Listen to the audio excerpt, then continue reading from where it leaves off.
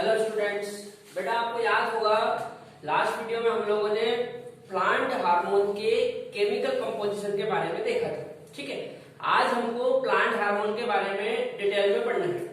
सबसे पहले हम जिस हार्मोन के बारे में डिस्कस करने वाले हैं वो है ऑक्सिन। ठीक है, यदि ऑक्सिन की बात करें तो ऑक्सिन एक ग्रोथ प्रमोटिंग हार्मोन है। कैसा हार्मोन है? ग्रोथ प्रमोटिंग, मतलब ये ग्रोथ को प्रमोट करेगा, ग्रोथ को बढ़ाएगा।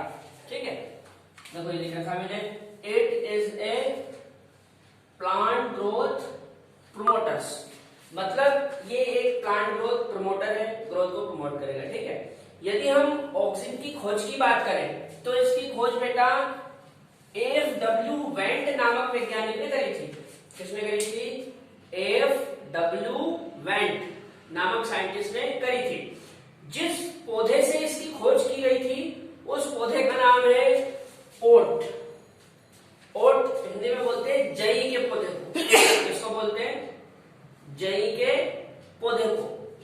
जो जई के पौधे के कोलेप्टाइल का टिप होता है, उस टिप से एफ.डब्ल्यू. वेंट ने ऑक्सिन की खोज करी थी। ठीक है, अच्छा इसके ऊपर क्वेश्चन भी आ चुका है, याद रखना कि ऑक्सिन हार्मोन की खोज किस पौधे से की गई? आंसर इज ओट। और ज्यादा सटीक कहो तो ओट प्लांट्स का जो कोलेप्टाइल है उसके टिप से। ठीक है, अच्छा ये जो ऑक्सिन हार्मोन है इसकी खोज से रिलेटेड बेटा एक एक्सीडेंटल फिनोमिना भी है। एक्चुअल में क्या था कि जो चार्ल्स डार्विन थे, कौन? चार्ल्स डार्विन, और एक इनके पुत्र थे फ्रांसिस डार्विन। चार्ल्स डार्विन और उनके सन फ्रांसिस डार्विन, ये कैनरी ग्रास के ऊपर एक एक्सपेरिमेंट कर रहे थे। एक्सपेरिमेंट करते समय बेटा इन्होंने देखा कि जो कैनरी ग्रास का कोलेप्टाइल है, ये कैनरी ग्रास का कोलेप्टाइल, ये सनलाइट की ओर मूव कर रहा था, सनलाइट की ओर मूवमेंट कर रहा था, जिसके कारण ये सनलाइट की ओर ऐसा झुक गया। ठीक है, बाद में इन्होंने पता करा, बाद में इन्होंने कई एक्सपेरिमेंट करे, उससे पता चला कि ये जो कोलेप्टाइल है, इस कोलेप्टाइल के टिप में कोई ऐसा सब्सटेंस स्टोर हो रहा है जो कोलेप्टाइल को लाइट की ओर ग्रोथ करवा रहा है। ठीक है, बाद में एफ.डब्ल्यू. वेंट साहब ने इसकी खोज ऑक्सिन के रूप में करी। ठीक है, अच्छा एक बात बता दो बेटा, ये सारी चीजें एनसीईआरटी में आपको प्रॉपर मिल जाएगी। ठीक है, आप चाहे तो ये सब लिख भी सकते हैं प्रॉपर नोट्स में।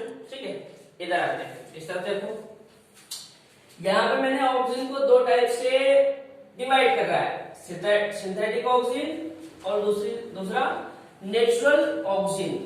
यदि सिंथेटिक ऑक्सिन की बात करें तो ऐसा ऑक्सिन जो मानव द्वारा सिंथेसाइज किया गया है, मतलब मानव द्वारा बनाया गया है, उसको बोलेंगे सिंथेटिक ऑक्सिन। दूसरा नेचुरल ऑक्सिन, वह ऑक्सिन जो प्लांट्स में नेचुरली पाए जाते हैं, ऐसे ऑक्सिन जो प्लांट में प्राकृतिक रूप से पाए जाते हैं उनको बोलेंगे नेचुरल ऑक्सिन। यहां पर बेटा याद रखना, सिंथेटिक ऑक्सिन में मैंने तीन नाम लिख रखे हैं। सबसे पहला है NAA, दूसरा 2,4-D, तीसरा 2,4,5-T। ठीक है, ये तीनों नाम आपको एनसीईआरटी में भी मिल जाएंगे। और जो नेचुरल ऑक्सिन है इसमें दो नाम लिख रखे हैं, एक तो IAA और दूसरा IBA। ये भी दोनों नाम आपको एनसीईआरटी में मिल जाएंगे। और बहुत इंपॉर्टेंट है, इसमें बेटा इस तरह से क्वेश्चन पूछते हैं, इनमें कौन सा सिंथेटिक ऑक्सिन है या फिर इनमें से कौन सा नेचुरल ऑक्सिन है, तो याद रखना बहुत ज्यादा इंपॉर्टेंट है। सिंथेटिक ऑक्सिन में तीन नाम याद रखना, NAA, 2,4-D और 2,4,5-T, और नेचुरल में दो नाम है, IAA एंड IBA। अच्छा, इनके फुल फॉर्म भी मैंने लिख रखे हैं यहाँ पे नीचे। जो NAA है इसका फुल फॉर्म है नैप्थलीन एसिटिक एसिड। जो 2,4-D है इसका पूरा नाम है 2,4-डाइक्लोरोफिनॉक्सी एसिटिक एसिड।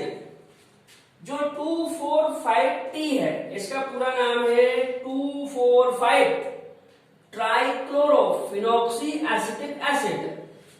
जो IAA है इसका पूरा नाम है इंडोल 3 एसिटिक एसिड। अच्छा, जो IBA है इसका पूरा नाम है इंडोल ब्यूटाइरिक एसिड। यहां पे हमने ऑक्सीजन के बारे में कुछ बेसिक बातें देखी। अब हम ऑक्सीजन के फंक्शन और एप्लीकेशन देखते हैं, ठीक है।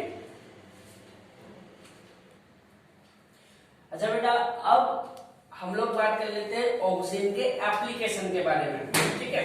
इसके एप्लीकेशन में सबसे पहला है अपाइकल डोमिनेंस। क्या है? Apical dominance. सबसे पहला भी यही है और सबसे इंपोर्टेंट भी यही है, अपाइकल डोमिनेंस। होता क्या है सुनो, एक्चुअल में जो अपाइकल बड होती है, अपाइकल मतलब ऊपर की ओर, जो अपाइकल बड होती है ये डोमिनेट हो जाती है, प्रभावी हो जाती है, जिसके कारण जो लेटरल बड होती है, साइड में जो बड होती है उसको बोलते हैं लेटरल बड। जो लेटरल बड होती है उसकी ग्रोथ रुक जाती है, इसी चीज को बोलते हैं अपाइकल डोमिनेंस, ठीक है।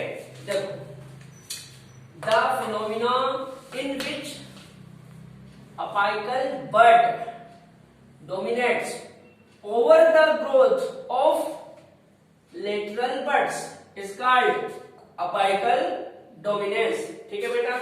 अपाइकल बड के डोमिनेंट्स होने के कारण जो लेटरल बड होती है, साइड की जो कलिका होती है, उसकी ग्रोथ रुक जाती है, इसी को बोलते हैं हम अपाइकल डोमिनेंस। और ये अपाइकल डोमिनेंस किसके कारण होता है? ऑक्सीजन के कारण, ठीक है। अच्छा, नोट्स में देखो, removal of shoot tips usually results in the growth of lateral buds. It is widely applied in tea plantation और दूसरा है hedge making। सुनो, एक्चुअल में जो अपाइकल बड होती है इसके डोमिनेंट्स होने के कारण जो लेटरल बड है उसकी ग्रोथ रुक जाती है। लेकिन यदि आप अपाइकल बड को रिमूव कर दोगे, मतलब इसको यहां से काट के हटा दोगे, तो जो लेटरल बड है इसमें ग्रोथ होने लगेगी, ठीक है। और इस चीज का उपयोग सबसे ज्यादा किया जाता है बेटा टी प्लांटेशन में और हेज मेकिंग में। टी प्लांटेशन को हिंदी में बोलते हैं चाय रोपण और हेज मेकिंग को बोलते हैं बाड़ बनाना, ठीक है। नेक्स्ट, इस तरह देखो, दूसरा एप्लीकेशन है पार्थेनोकार्पी। पार्थेनोकार्पी क्या होता है? आपने एक चीज पढ़ी होगी बेटा, after fertilization ovary convert into fruit and ovule convert into seed. Hindi में कहते हैं निषेचन के बाद बीजांड से बीज व अंडाशय से फल बनता है, ठीक है। लेकिन पार्थेनोकार्पी में क्या होता है, जो फ्रूट है वो विदाउट फर्टिलाइजेशन के बनता है। जब बिना फर्टिलाइजेशन के फल का निर्माण हो तो उस प्रोसेस को बोलते हैं पार्थेनोकार्पी। अच्छा बेटा, पार्थेनोकार्पी द्वारा जो फ्रूट बनते हैं उन फ्रूट्स में सीड नहीं होते हैं, मतलब सीडलेस फ्रूट बनता है, ठीक है। यही चीज हम आर्टिफिशियल तरीके से करवा सकते हैं ऑक्सीजन का स्प्रे करके। देखो क्या लिखा, seedless fruits can be produced by spray of IA। ये हमको याद है IA इंडोल 3 एसिटिक एसिड है, ये एक ऑक्सीजन है। इसका यदि हम स्प्रे करेंगे तो हमको सीडलेस फ्रूट प्राप्त होंगे, बिना बीज वाले फल प्राप्त होंगे। और ऐसा जनरली टोमेटो प्लांट्स में किया जाता है। किसमें करते हैं? टोमेटो प्लांट्स में, याद रखना ये एनसीईआरटी में दिया हुआ है। अच्छा, next, selectively weed killer. Weed मतलब जो खरपतवार होती है उसको कहते हैं वीड। होता क्या है बेटा, ये जो ऑक्सीजन है इसका उपयोग वीड किलर की तरह भी किया जाता है, लेकिन ये केवल डाइकोट वीड को ही नष्ट करता है, मोनोकोट वीड पर इसका कोई प्रभाव नहीं पड़ता, इसलिए इसको कहते हैं सिलेक्टिव वीड किलर। एक्चुअल में 2,4-D और 2,4,5-T का एक मिश्रण बनाते हैं, मिक्सचर, और उस मिश्रण के स्प्रे करने से जो वीड होती है वो नष्ट हो जाती है, ठीक है। 2,4-D और 2,4,5-T के मिक्सचर को बोलते हैं एजेंट ऑरेंज। क्या कहते हैं? Agent orange. जब इसका हम स्प्रे करेंगे तो जो डाइकोटिलिडन है वो किल हो जाएगी, मतलब द्विबीजपत्री खरपतवार नष्ट हो जाएगी, लेकिन जो एक बीजपत्री होती है मोनोकोट, उनपे इसका कोई प्रभाव नहीं पड़ता। अच्छा, इस चीज का उपयोग क्या में करते हैं, ये देखो नोट में लिख रखा, it is used to prepare weed free lawns. जो गार्डन वगैरह होते हैं उनमें आपने देखा होगा जनरली जो डाइकोट वीड होता है वो नहीं होता है, केवल एक ही तरह की घास होती है मोनोकोट, ठीक है।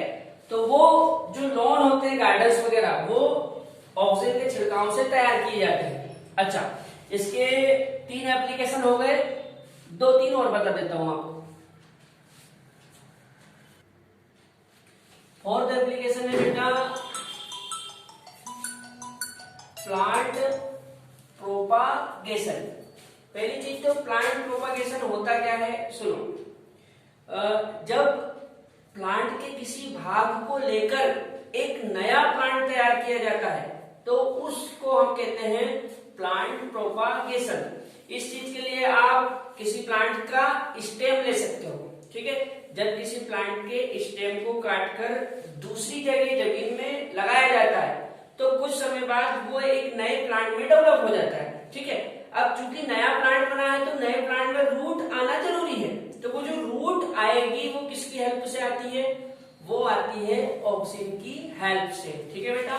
देखो यहां पे लिख रखा है they help to initiate rooting in stem, they help to initiate rooting in stem cutting. जब प्लांट प्रोपागेशन करने के लिए किसी प्लांट का स्टेम लिया जाता है और उसको सोइल में लगाया जाता है तब उसमें जो रूटिंग होती है वो किसकी हेल्प से होती है, ऑक्सीजन की हेल्प से होती है, ठीक है। नेक्स्ट है प्रिवेंट एब्सिजन। पहली चीज तो एब्सिजन क्या होता है सुनो। एब्सिजन को हिंदी में कहते हैं विलगन। क्या बोलते हैं, विलगन। जब प्लांट का कोई पार्ट जैसे लीफ या फिर फ्रूट या फिर कोई फ्लावर प्लांट से गिरता है तो उस फिनोमिना को हम कहते हैं एब्सिजन या हिंदी में विलगन। जो ऑक्सीजन है ये क्या कराता है, प्रिवेंट एब्सिजन, लेकिन ये अर्ली स्टेज में प्रिवेंट करेगा। जो एब्सिजन है विलगन की घटना उसको ये शुरुआती अवस्था में तो रोकेगा, लेकिन जब प्लांट के पार्ट मेच्योर हो जाएंगे, मेच्योर मतलब परिपक्व, जैसे मान लो फल पक गया तो उस अवस्था में ये फल को वहां से गिराएगा। देखो यहाँ क्या लिख रखा है, they help to prevent fruit and leaf drop at early stage. Early stage मतलब जो प्रारंभिक अवस्था होती है उस अवस्था में ये फल और पत्तियों को गिरने से बचाएगा। But promote the abscission of older mature leaves and fruit. लेकिन जो पुरानी पत्तियां और पुराने फल हैं जो पक चुके हैं उनको ये गिराने में मदद करेगा, ठीक है। अच्छा, ये तो हो गए ऑक्सीजन के एप्लीकेशन। अब एक नेक्स्ट है बायो एसे। बायो एसे क्या होता है पहले समझो। जब बेटा हम किसी हार्मोन का परीक्षण करते हैं कि ये हार्मोन कितना एक्टिव है या प्लांट के कौन से भाग में ये ग्रोथ करवाएगा या फिर प्लांट के ग्रोथ को रोकेगा, इनहिबिट करेगा या प्रमोट करेगा, इस चीज का जब हम परीक्षण करते हैं किसी पौधे को लेकर तो उसे हम कहते हैं बायो एसे। सरल भाषा में यदि कहा जाए तो जब किसी हार्मोन की एक्टिविटी का परीक्षण करते हैं किस पर, किसी भी पौधे पर या उस पौधे के किसी भाग पर, तो उसको कहते हैं बायो एसे, ठीक है। यदि हम ऑक्सीजन के बायो एसे की बात करें, किसका बायो एसे, ऑक्सीजन, तो ऑक्सीजन का बायो एसे करा जाता है ओट प्लांट के ऊपर। कौन से प्लांट के ऊपर, ओट प्लांट के ऊपर। ओट प्लांट होता है जई का पौधा, याद रखना इसके ऊपर क्वेश्चन आ चुका है कि ऑक्सीजन का बायो एसे किस पौधे पर किया जाता है, आंसर इज ओट प्लांट।